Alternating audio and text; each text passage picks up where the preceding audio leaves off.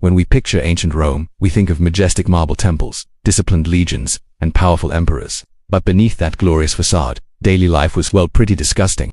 Let's peel back the layers of history and dive into the filth and grime of the Roman world. First up, imagine needing to use the bathroom. In Rome, you'd head to a public latrine. Sounds civilized, right? Except these were communal toilets where you'd sit shoulder to shoulder with complete strangers on a long marble bench, with no partitions for privacy. It was a social event, a place to catch up on gossip while you did your business. And how did they clean up? Forget toilet paper. The Romans used something called a tersorium, a sea sponge attached to a stick. After use, they'd give it a quick rinse in a channel of constantly running water right at their feet, and then leave it for the next person. Yes, you heard that right. It was a shared butt sponge. Think it gets better at home? Not really. Most Romans lived in apartment buildings called insulated without indoor plumbing. They relied on chamber pots. When these pots were full, where did the waste go? Often, right out the window and onto the street below. There were even laws to deal with the injuries caused by falling. Well, you know. Walking through a Roman city was a hazardous activity. You had to constantly watch your step and look up to avoid being hit by a shower of unpleasantness. The streets were basically open sewers, filled with garbage, animal waste, and rotting food. Now, let's talk about food. The Romans loved a condiment called garum. It was their version of ketchup, used on everything, but its production was stomach-turning. Garum was made by taking fish guts, blood, and entire small fish, layering them with salt, and leaving them to ferment in large vats under the hot sun for months.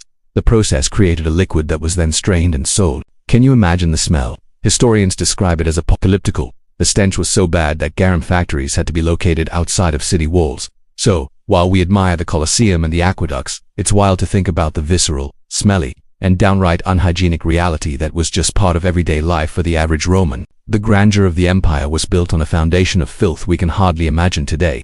It really makes you appreciate modern plumbing, doesn't it? Thanks for watching. If you found these gross facts fascinating, hit that like button and subscribe for more dives into the hidden corners of history.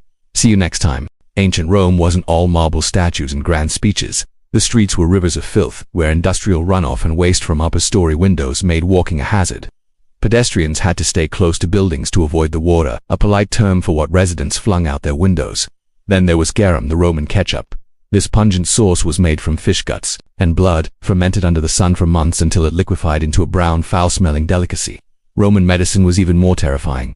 Got a headache? Doctors might drill a hole in your skull to release evil spirits. For infections, they applied poultices of mouse brains and earwax, or even bat blood for the eyes. And for contraception, they turned to crocodile dung. Rome was grand, but its daily life was truly stomach. The Romans, masters of aqueducts and empires, also had some seriously stomach-turning habits. Think their beauty standards were elegant. Wealthy women powdered their faces with a toxic white lead paste and mixed crocodile dung into their face masks for a youthful glow. And that's not all. After a bloody gladiator battle, vendors would scrape the sweat and blood off the winning fighters. This gruesome mixture was then sold in tiny pots as a high-demand aphrodisiac and skin cream. Feeling full after a lavish feast? No problem. Romans would tickle their throats with a feather to induce vomiting just so they could eat more. And to top it all off, they used imported urine from Spain as a mouthwash, believing the ammonia would whiten their teeth. It really makes you wonder what people will think of our customs in 2,000 years. Thanks for watching.